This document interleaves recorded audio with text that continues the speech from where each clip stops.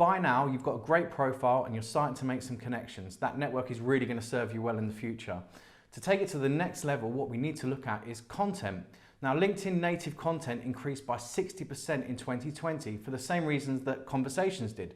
People are absorbing more content on LinkedIn in a professional setting than they ever were before. There has never been a better time to start producing content native to the LinkedIn platform, to start sharing with your connections and network and their wider network so that you can start to build up a reputation as an expert in your field if that's what you want to do, or just to position yourself well for looking for jobs or finding clients, whatever it is that you're on LinkedIn to do, basically.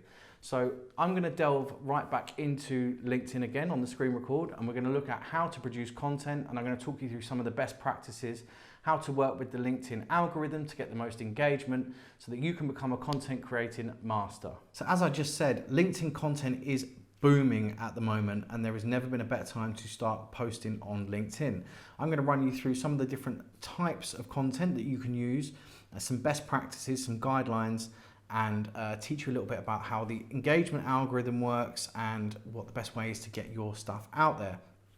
So obviously the most common type of content on LinkedIn is just a simple post. So as you can see in the feed, this one has got an image attached. Some people are using videos, and these can be produced from the top of your feed. So you can just start a post right away here. I can choose where it's going to come from. So if I have a company page, which is our next video, I can share from the company page. I can choose who sees it, so whether it's going to be public, or I can show it on my Twitter too, or connections only, or group members. You can be really selective about who sees that. You can add an image here or a video. You can also link to a document, create a poll, share that you're hiring, celebrate an occasion, find an expert, offer help. There's so much that you can do just within this framework. Now, one of the most common types of long form content on LinkedIn are written articles. So you can head in here and write an article in what's called LinkedIn Pulse. And LinkedIn Pulse is for longer form stuff where you really want to explain something lengthy.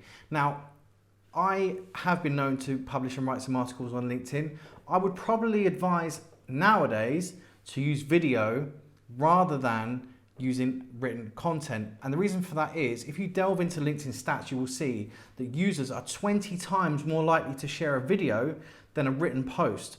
That 20 times more likely to share is going to make a huge difference to your engagement, especially if you're really trying to get your message out there. Sometimes people aren't comfortable with video. I would say if you are not, just start making video, and the more that you make, the more comfortable that you'll get. I used to hate being on video, and look at me now, here I am teaching you how to use LinkedIn. If you do want to use the article setup, what I would advise is to create a header image. I will include some links onto how to do that and what sizes and that sort of thing. You can use Adobe Spark or Canva to create something. In fact, what I'll do is we'll have a look at one of my articles and I will explain a little more there. So if we head back to our profile, you can go down to activity, see all activity, and then I'm going to select what activity I want to show. So we're going to go for articles here. So which articles have I written? So the last article I wrote was in July. It's about marketers fishing in the same pond. So here you see I have made a nice little cover image and I've signed it off there, and I've used the same color that I have in my cover image so that people know that it's kind of branded as me. And when you click into here, it will open up with your cover image and a title. You can view your stats. It will link through to other articles that person has written. Make sure that you include some line breaks and nice spacing, and put some nice images in there, and just anything that you can do to break it up. In fact, I'll also add a link to some blog writing best practices, because that's a whole different video and you don't have time to listen to me teaching you how to write a good blog, and maybe you know already. Now, there are some new types of content available on LinkedIn that people aren't really maximizing at the moment, but they probably should. So one thing to look into would be LinkedIn Live. Live streams on LinkedIn have increased 437% in the last year. It's becoming a really big part of the platform. And as with almost any social media, even professional social media, platform, they will promote their newest baby to its fullest extent. So for instance, Instagram have recently launched Reels to compete with TikTok. An Instagram Reel is going to get more engagement than a standard Instagram post because Instagram wants people to use Reels, so it's going to encourage it. They had the same boost with IGTV about a year or two ago. IGTV videos were getting much more engagement because Instagram was showing them more in the feed because it wants more people to use IGTV. So this is the same thing with LinkedIn. They want people to be using the live video and just video in general. So if you post those, they're going to be shown more often. Now, another important point to realize with the algorithm and engagement is it's an engagement-based algorithm. So the more people who engage with your post, the more people who will be shown your post, and then the more people who will engage with your post. It kind of fulfills itself in that way. So there are some important points to think about when you consider that phenomenon. Number one, this is another point about having a really good network and a solid network and lots of connections, because the more people that see your post in the feed, the more likely it is that they're going to engage with it, especially if they're relevant, they work in the same industry, they're interested in the same topics. And then when they engage and comment on your post, people in their network will see in their feed that that's happened, and then they will come into contact with your content. That's a really important point to think about. Also think about the time of day that people are on LinkedIn and engaging with content. You know, if you're going to post something at 11 o'clock, maybe everybody's busy working then. So maybe aim for like 8:30 just before people start when they're on the way in, or lunchtime, or maybe just after work when people have the time to be browsing, you know, looking at your video, reading articles.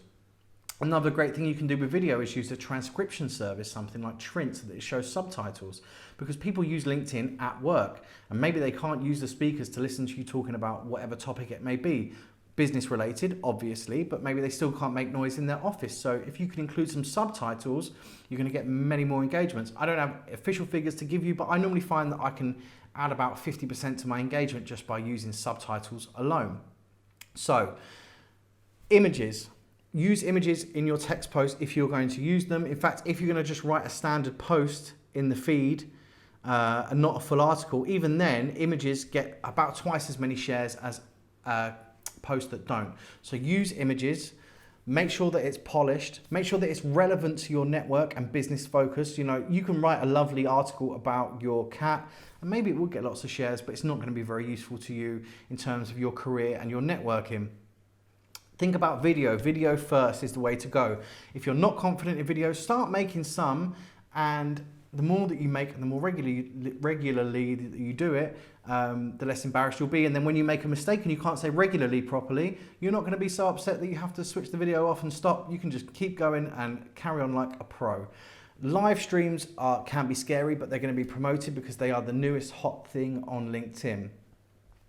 So hopefully that gives you enough of a standpoint to get started. I'm going to include some links to some blog writing and video making guidelines because we don't have time to go through it all today. But if you have any questions about content, leave them in the comments and I will get back to you.